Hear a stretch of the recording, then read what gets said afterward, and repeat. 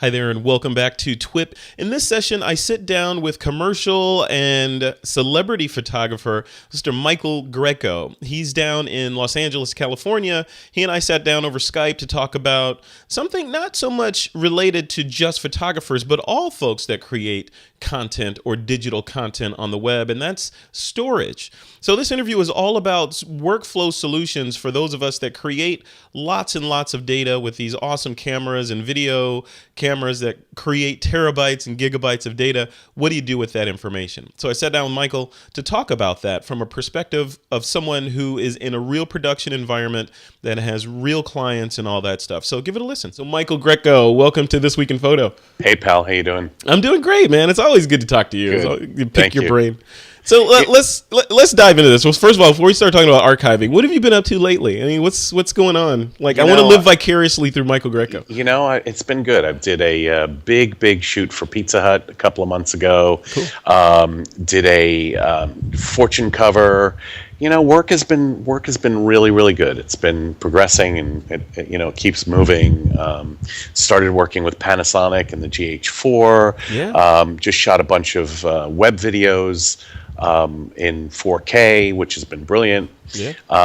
Really nice. All right, I love it. Yeah. Love it. Yeah. And I have my Leica lenses. Do you have the Leica lenses for the camera yet? I do. Yeah. I have the Panasonic Leica lenses. Yeah. Yeah. That's what I'm using. So, life is good. I was away. I was in Europe for 2-3 weeks with my daughter and my girlfriend.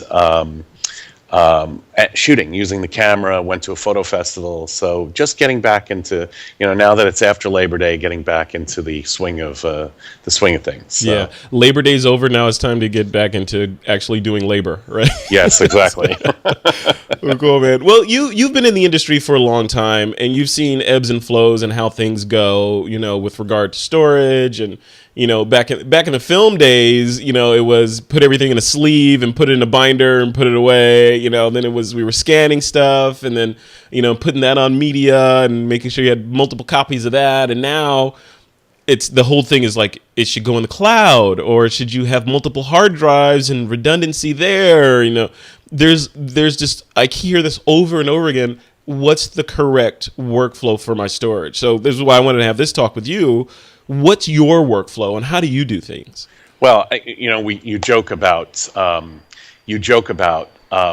putting negatives in sleeves. I used to throw my shoots in envelopes, like in regular letter envelopes. Yeah. And put staples, which you never put staples, into the contact sheets, right? Because they say never archive with staple. And I spent the money to have someone sleeve every negative, to label a folder, and then I realized, geez, if you do this right once, you don't have to do it again, and your time isn't consumed. Like if there's this idea, if you touch something once, you never have to touch it again. Yeah. So I literally had because I moved, I came from the Boston Herald, I came from a newspaper, and I had boxes. I had like those shoe boxes filled with negatives that were like poorly treated and scratching up against each other in the envelopes and all that. So when digital came along, I thought long and hard about how to do this right. And for me,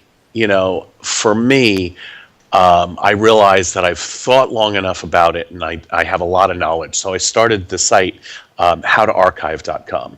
And right now, howtoarchive.com, we've shot 6 videos. That's six videos. Mm-hmm. And the first one talks about cloud and hard drive storage, how to archive your material. But we have a video about using SSD drives. I have a video about my file naming convention. Like, I'm trying to do videos to really teach photographers how to run their lives and businesses better. And then that site, that's it, howtoarchive.com. It's a free site, right? It's a free site. Okay. It's a free site. So boil it down for us. Like, let's get into brass tacks of this. And, and of course, if people want to dive into the detail, they can head over to howtoarchive.com. But from a high level, photographers listening to this are like, you know what? Okay, all my stuff is in a folder on the hard drive on my computer, or at best on an external drive. They sit there, and that's where my Lightroom library lives. And if that drive dies, then so do all the images. So what, for the person that's listening, they're like, yeah, Frederick, that's me. What do they do right now? I mean, what's the first step? I think there's this, like, if you're an amateur photographer and your volume is not that high and you have very few pictures, this might not pertain to you. But this is really for someone who's shooting video, who's shooting 4K video on their Lumix, on their GH4. Mm-hmm. I also, for stills, I'll shoot with a high-end medium format camera so that I'm shooting high resolution 50 megapixel files. Right. I shoot a lot of data, and it's for an advanced amateur that shoots a lot, or anyone. You sort of have to think about it conceptually. I took the idea that, all right, I'm shooting a lot of images. Do I need them available to me on, let's say, a network RAID in my studio all the time? Mm-hmm. And I started thinking about it. All right, so I use Synology RAIDs now, and I have a RAID, and it's 7 terabytes or whatever. Eventually, when that fills up, I had to buy the RAID, I had to set it up, the RAID's costly, and I put 5 drives into the RAID, and I only get about 3.5 in storage out of it because of the redundancy. Right. And then the RAID isn't off-site. It's only in one location. So I thought, all right, that's a medium-priced way. Then I looked at the cloud, and you go, all right, that's really good for safety because it's on redundant servers all over the place. Now, right. I want people to realize the cloud, everyone talks about the cloud. The cloud really is a hard drive somewhere in a server. Well, the internet lives on servers. It's like, It lives on servers. It's still on a hard drive. Right. Oh, it's in the cloud. Oh my God. It's flying free and it's beautiful. Yeah. So it's on a hard drive, but it's on multiple hard drives in different locations. But the issue with it is, if I come back with 100 gigs of 4K video and stills from my shoot, which I do, mm-hmm. It'll take me a week and a half to upload that. Yeah. Yeah, and in that week and a half, you will have shot more. Exactly. And then it's $30 a terabyte. Yeah. A month. Yeah. It's $30 a terabyte. So I look at all the drives that I archive on, and I have 10, 20 terabytes of stuff. $500 a month to pay to have the pleasure of my stuff on the cloud. So what I realized is, and I think the other thing people do is buy those little LaCie rugged drives. Yeah. And all right, so a terabyte drive, unless you spend money for the expensive one, they're 5,400 RPM. Mm-hmm. They don't have a 3-year military, the military spec, the 3-year warranty, mm-hmm. right? You can look for Seagates or Western Digitals that have a 3-year spec on them, yeah. and they're $110 for a terabyte. Now I can go and buy the bare drive. I can go and actually buy the bare drive that you put in a reader. Yep. And I can buy that 3 terabyte bare drive for $110. So I've now got twice the speed of the LaCie, and I've got 3 times the storage space. Yeah. And that should encourage me to buy 2 of them.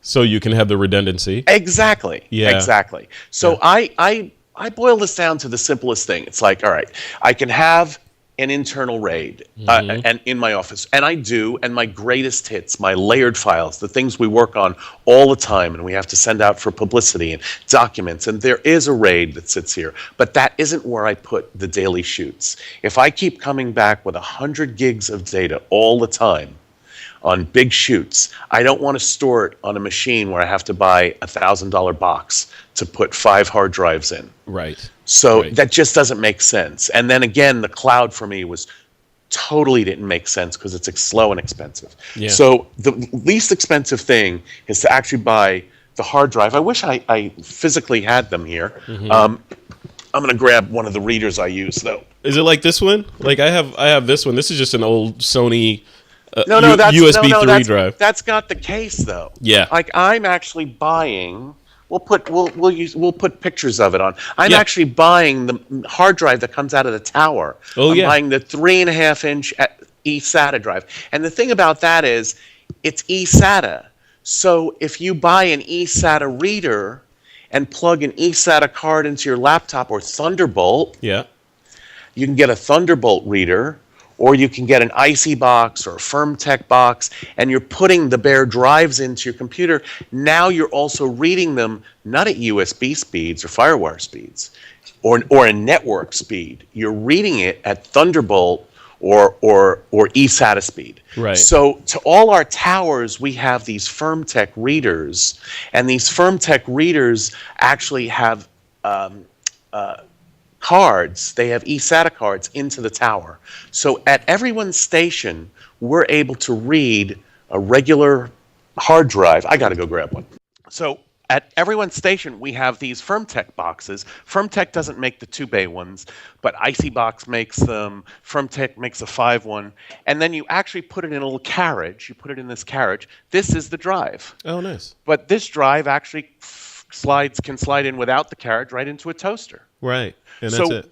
Yeah, so if you look these up on Amazon or B&H, these suckers, this is the cheapest, fastest, most reliable way. This is the core of what everything's stored on.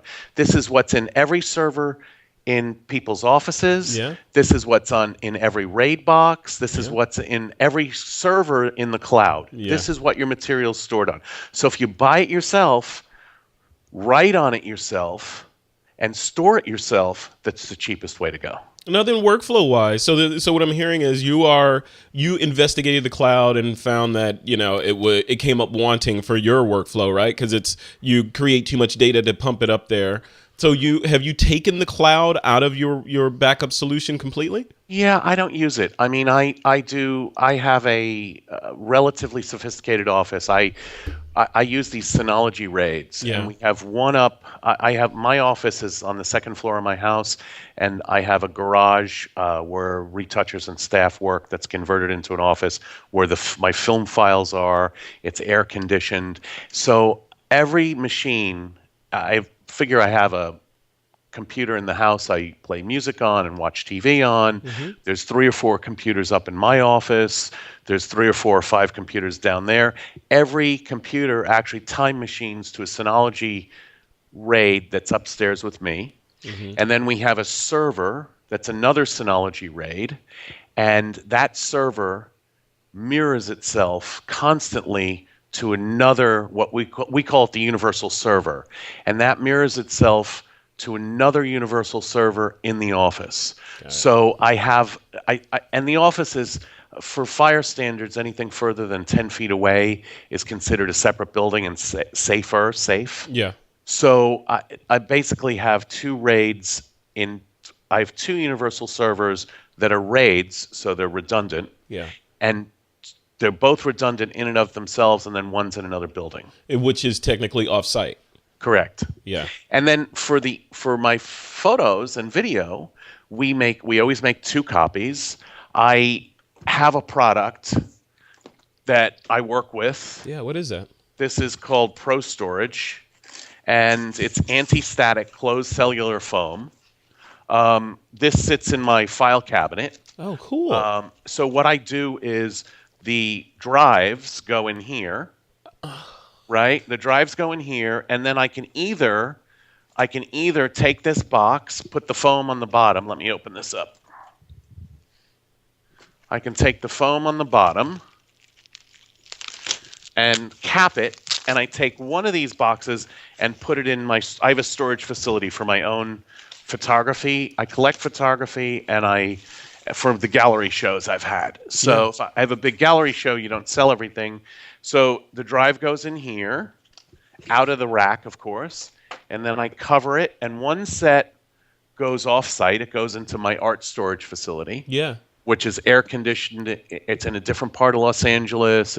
And then the other set, this goes underneath it, and it goes in the file cabinet. And my drives are available all the time, and they're really simple. It's called Archive 01A, 02A, and I work with all the A's for about 6 months. Then after about 6 months, and if we've made any changes or we've thrown the retouched images in with the shoot just to have them in another place. Yeah. If I've made any changes, I then take the box out of storage every 6 months, and I switch the drives out. I synchronize them. Yeah. I use Super Duper. Yeah. I'll synchronize the drives. and then I switch the A's for the B's. This way, I do that every 6 months or a year. This way, the drives in storage aren't sitting dormant, unspun. Yep. Yeah, because they are mechanical devices. They Yeah. are mechanical devices. And you look at like every possibility. Like I'm a firm believer in SSD drives. I think SSD drives are brilliant, but I wouldn't use SSD drives for storage. Because they're expensive. They're crazy expensive and they're not very big. Right, right. It's the same reason I wouldn't use a LaCie. A LaCie isn't even as good as an SSD drive. It's slow. Yeah. And it's expensive. If I pay $110 for a terabyte, 500 gigs or a terabyte, and I can spend $105 or $110 for 3 terabytes, and I have a 3-year warranty drive that's 5 times faster, that kicks the butt out of the LaCie, right? Yeah, right. All right. And then it's the same thing with an SSD. An SSD, I use them in all the startups of all my towers. I think it makes the machines so fast. Oh my gosh. Yeah, no, totally. So just so I understand this, and I know all this is on howtoarchive.com, right? Well, So, it's coming. This will have rolled out the first video, which talks about the difference between storing on hard drives and the system I use and the cloud. Okay. It talks about the issues of the cloud. There's 6 videos. One talks about SSDs. One talks about, my file naming conventions. I go through everything and I talk about everything. I even talk about how I set up my email server. oh, cool. So then my question is, so how does it work, like down on a day-to-day basis with those drives? Do you, in other words, say you did a shoot, with, some Fortune 500, like this last shoot that you did. Do all the assets and the images, the video, the stills, the raw files, etc., do you segregate those projects and have, okay, this is client A's drive, all the assets for that drive are just on this drive? No. That's way too expensive. Yeah, that's what I was thinking. Expensive. That could get high. Crazy expensive and too crazy. I'll go all into this in depth on howtoarchive.com. And this foam is available on getprostorage.com. Oh, okay. So getprostorage.com. Getprostorage.com. But I mean, this gets down to what type of files you archive, file naming conventions. I mean, I'll go into it. And this is stuff we think about. I was the spokesperson for the Kodak DCS ProBack. I remember those. Yeah. I've shot with the original Canon and had CR files. I used to shoot with Canon and had CR2 files. I've shot the Sony camera. I shoot with a Hasselblad. I have FFFs. These are all the RAW formats, right? Panasonic RAW. Okay. The last thing I want, because I went back to that Kodak, those Kodak files, and couldn't open some of them. Oh, yeah. I couldn't open some of them. Yeah. But that's a function of the format, right? That's what Adobe's trying to combat with the DNG, right? Digital camera. You basically hit the nail on the head. So what am I archiving? That's the first question I have to ask. What am I archiving? I want to archive something I can always open. Yeah. So, and it's supposed to be, the DNG is supposed to be a lossless compression. Right. So, and people back when I worked with people at Canon, they're like, oh, if you throw out the raw file, you throw out some of the information. Yeah. And I said, look, that's really important for a photojournalist who might not have data, might have lost data, and they can capture that later. I'm lighting stuff. I'm exposing it correctly. I'm creating a mood. Mm-hmm. I shoot what I call between the goalposts. Yeah, yeah. I can take the DNG and I can reduce my file down to a universal format and not have to worry about preserving the raw file in the DNG or saving the raw file. So I standardize all my files as raw. Just everything's a raw file. It's one file format that I have to worry about opening 20 years from now. Yeah. And I name them strategically. We start each name off, and again, there'll be a video about my file naming on howtoarchive.com. But I name them with the year, the month, the day. So anything shot today would be 2014, 09, 02, underscore Van Johnson underscore Frederick Yeah. underscore MGP for me is the creator, and then the file name, the file number, excuse me. Yeah. Frame 1, frame 2, frame 3, frame.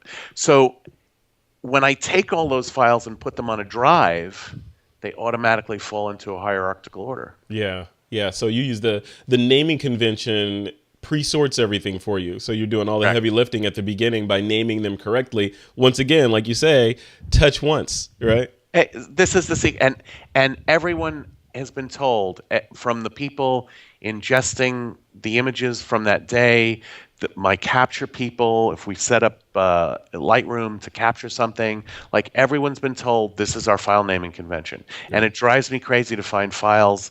We just did a big book cover shoot with Al Michaels, and instead of it being Michaels underscore Al, they left it Al underscore Michaels. And I'm like, no.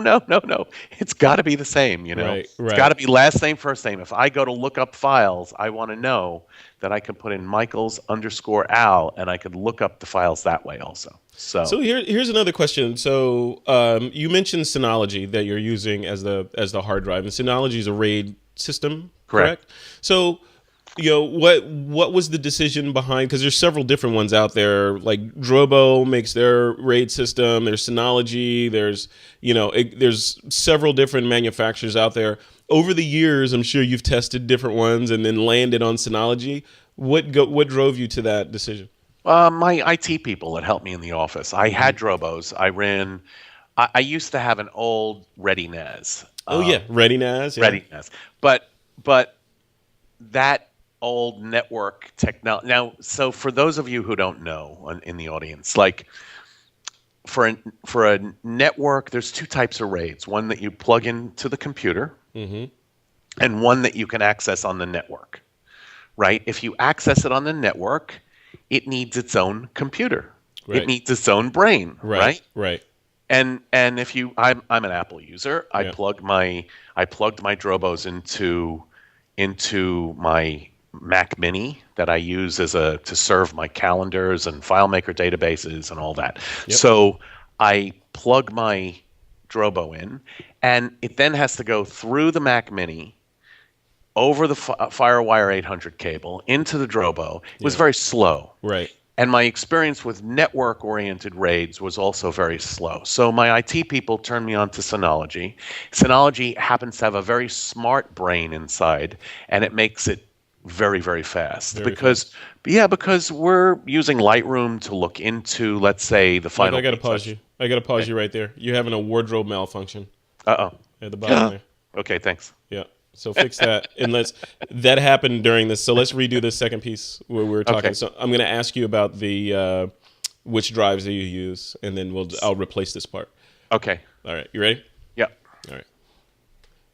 Okay. So one of the questions that I have, you've mentioned Synology and the fact that you use that piece of hardware, which is a RAID, right? So you're using that as sort of the back end and part of the back end infrastructure for all this. But there's a ton of solutions out there. I mean, there's Drobo, there's ReadyNAS, there's it goes on and on. All these different solutions that you can choose. Why did you land on Synology? Synology was recommended by my IT guys. Mm-hmm. So for me, they recommended it. There's two ways a RAID can work. Mm-hmm. Basically, what a RAID is, for those in the audience that don't know, it's a redundant group of drives. So what happens is you put 4 or 5 RAIDs into a box, drives into a box, and you put 4 or 5 drives into a box. And now it'll be quiet. The door's shut. Hey, it's an active work environment. It's okay. You put 4 or 5 drives into your RAID box, and it has a way of spreading the data out over the drives so that if a drive fails, you can pull it out and replace it, and it has all the pieces of data. Yeah. Right. So that's what makes it redundant. Some RAIDs, two can actually fail at the same time. So I use RAID level 5, which means that one drive can fail, and you still get the maximum amount of space on those 5 drives. You get about 3.5, 4 drives worth of space out of 5 drives, but one of them can fail, and you don't have a problem. Got it. So, and then there are two ways of reading the drive. It's either plugged into the computer or on the network. I used an old ReadyNAS system on the network, and it was very slow. If the RAID is on the network, it has to have its own computer inside to be able to transfer files, see inside. It has to have its own brain. Then I went to Drobo's and plugged them into a Mac Mini that I use as a server for my FileMaker databases and stuff, and that was slow. So my IT people recommended Synology, and the Synologies have features like Time Capsule, where you can actually put everyone's time machine backup, and it'll actually do the time machine backup. It'll allow it to go onto the Synology. Cool. Yeah. So they have a lot of great features. They're very fast. I could actually shoot remotely and upload it to the Synology if I wanted to. There's a lot of features, but speed's the thing. Like if I put, like we were saying, I put my sort of layered final retouched images onto the network so they're always available. They're huge files. Right. I have a gigabyte, 2 gigabyte, 3 gigabyte file. You're not opening those up from the network, though, right? When No, you're actually we'll move them onto a machine. Okay. I have a really cool setup. Like we have 3 or 4 retouching towers. In the towers, we use SSD drives for the startup drive for speed. Yeah. And then each computer has a terabyte or terabyte and a half of working drive, like the same ones I archive on, like one of these big ones, right? Yeah. A Western Digital with a guarantee. And then every night at 8 or 9 o'clock, Super Duper starts up and replicates the working drive to the working drive within the tower. Nice. To the working drive backup. Yeah. So that as people, you can take stuff off the server. If someone's working on it, your machine's actually going to back you up at night. Yeah, that's cool. See, I'm getting as excited as you get about this stuff. Even though you're the cool hotshot, a Hollywood celebrity photographer, you're just a geek at the core, man. You're just like the rest of us. You know what? Though? I have to say, I wouldn't give a crap about any of this if I hadn't lost images before. Yeah, like right. Once you lose images, you're like, oh shit! Like That's right. Yeah, there's two kinds of people, right? There's the people. They used to say this about motorcycle riders because I used to have a motorcycle. They used to say there's two kinds of people that have motorcycles: people that have had accidents and people that will have accidents, right? And same with data loss. There are people that have lost data and people that will lose data. You're in the first camp, right? What's the guy's name that was on Just Shoot Me, the actor? Andy... I don't know. No, the famous comedian. Anyway, we've lost big shoots. Yeah. So the workflow is cool on the shoot too. We have our capture laptop. Yeah. A big shoot, we'll have a backup to the laptop. Sure. And I put SanDisk 480 terabyte SSD drives into a Thunderbolt reader. Yeah, a case. Into a Thunderbolt enclosure. And when we're on the shoot, and my laptop has a 480 gig SanDisk drive in it also. Yeah. So anything stored on the laptop, we talk about the strategic use of equipment. Like now this laptop, the drive in it is indestructible, right? Because it's an SSD. Right. And then I'm backing up to another SSD. On site during the shoot. During the shoot. That's awesome. We'll set ChronoSync or SynchronizeX to actually mirror the two folders. Yeah, that's what I use, ChronoSync. Yeah. And they'll mirror the two folders. We have both. It's usually SynchronizeX, and we'll say X Pro, and then we'll say Synchronize folders. And we'll actually synchronize the two folders while we're shooting or at lunch. If we don't want it to slow down the machine, we'll do it at lunch. Now, are you shooting tethered directly to that drive? I try to shoot tethered to the computer as much as possible. But, when I teach lighting classes, I'm an advocate of looking at what you're doing. Right. It sounds so basic, but if you're looking at what you're doing, you can see the nuances of the light and what's happening. Yeah. And if the light needs to be up or down, or, if it's catching the eye or not catching the eye, and it's really hard to do that on that little screen. So we're always shooting tethered for that reason. But also, you don't have to worry about file transfer. The file transfer is done. They're already there. Yeah. So you're shooting. So if I have it in my head, so you're shooting tethered. They go over to that fast SSD, which is in the laptop. And then at some point, they get mirrored off to another drive on site. So really, you have them in 3 places, right? Because they're inside the camera. Well, we don't. It actually slows you down to shoot to card and tether. Okay. If we're tethering if we're tethering, we don't also shoot to card. It really slows the whole thing down. It slows the capture down. Okay. And if we're tethering, the client is often looking at the laptop. Yeah. Like, we want the pictures to come up fast. Right. Now, that's not always, we're flexible. That's not always the situation. If I'm doing a lifestyle piece and I'm running around and it's a family and they're playing, and I'm shooting to card. Yeah, of course. I have a bunch of SanDisk Extreme cards. I pop them in. I'm shooting to card. Do you ever shoot? You ever shoot with wirelessly tethered? Like the GH4 can tether wirelessly through Wi-Fi to a tablet or a computer or something like that. Have you ever played with that yet? No, I mean, we've done it the other way. We've tethered into the laptop itself, and then allowed clients, with, let's say, the Focus software, or I'm new to the GH4 family, the Lumix family. So, but if I can then, once it's in the laptop safely and not going to slow anything down, if the laptop can then broadcast that to a tablet for a client to see, I've done it before. It's great. Yeah, yeah. So then the laptop becomes kind of the central hub of operation, and you, from the capture device, it gets dumped on that, and that handles distribution wherever it needs to go. Yeah, because I'm often shooting faster than we can do the tether as it is. Yeah, yeah. I'm a maniac, Of course, It's like you're the continuous high guy shooting raw, right? Of course. So I'm often shooting faster, and the camera, it needs to take a break, or I need to stop and go in and fix the model's hair, or it gives me an opportunity to touch the model. Of course. Any as if you need an opportunity. That's awesome, man. All right, so let's wrap it up. So what's next for Michael Grecco? I know you've got howtoarchive.com, you've got getprostorage.com where they can get those enclosures and all that stuff. But what's next? What's happening in your world? I've got a lot of speaking gigs this fall. I'm going to Photokina in a couple of weeks in Germany. Nice. I'm speaking for Schmeer and SanDisk. Mm-hmm. I am speaking at PPE, the Photo Plus Expo. I will see you there.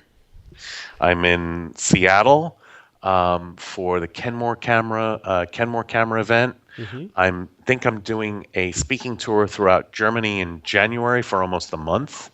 Wow. And in the middle of that, flying back for another festival in Ohio and Cincinnati in January. So the fall and winter have a lot of speaking things, and then we'll fill in with great shoots in between.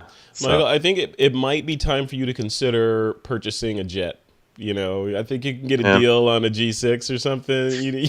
I wish we got paid enough as photographers, because the few times I've flown PJ is the way to go, baby. Yeah. But private jet is the way to go. Private jet? Yeah, never done that yet. If I ever have the opportunity to fly in a private jet, I know when I exit the jet, music will be playing and I'll be walking in slow motion. I'm just saying. That's the way it's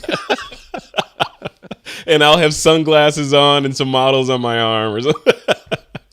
That's gotta happen. All right, man. Well, thank you. I appreciate it. Right, always educational chatting with you, and this time, particularly so, because as we talked about, this is an issue. This is an affliction that not just photographers, anybody that creates digital content has. Right? Videographers. This is important too. Yeah. We sell the Pro Storage unit to people who do e-discovery. I've sold it to the Department of Defense, the Department of Transportation. Apple buy them 100 at a time in a pallet. Wow. Jeez. What's the price point of that thing? What does one of those boxes cost? This one is, the small one retails for, I think, $79, and the large one is for a small two-drawer file cabinet, the shorter file drawers, and the other one, the 24, is for a 4-drawer file cabinet, the large file cabinet. Oh, okay. I think it's $99 and $79, but Amazon has B&H and Amazon have them at. That was my next question. Where do they get them from? $65 or whatever. You can buy direct. If someone's buying. If someone's buying quantity, we'll always make them a deal. Yeah. And but B&H and Amazon also has it. So it's everywhere. It's at Newegg. Everyone has it. You're the photopreneur extraordinaire. I love it.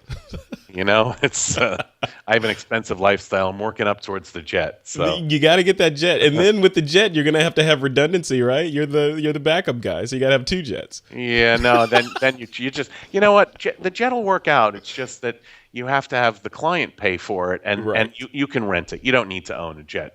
I guess it's like people's boats. Have a friend that owns a boat. Yeah, yeah. Have Then a friend that now owns you have a jet, boat. or rent Yeah.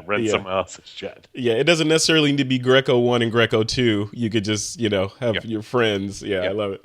Cool, man. All right. Well, I will let you get back to your day. Thanks a lot for doing this, and congratulations on the new sites, man. I think Thanks, they look amazing, and it's like I said, it's servicing a much needed affliction that we all have as content creators. You know what? I'm thinking about it today. We spend all this effort creating great images, trying to get the clients to pay, Yeah. pay what it's worth, producing a great shoot on a budget, making great images, retouching, delivering, keeping everyone happy, and then people take a cheapo LaCie drive and throw it in the corner. Yeah, that's it. Yeah, follow through all the way to the end, right? You got to put them away for safety for your retrospective. You know what I mean? Yeah, I love it. Hey, it's our digital legacy. Cool, man.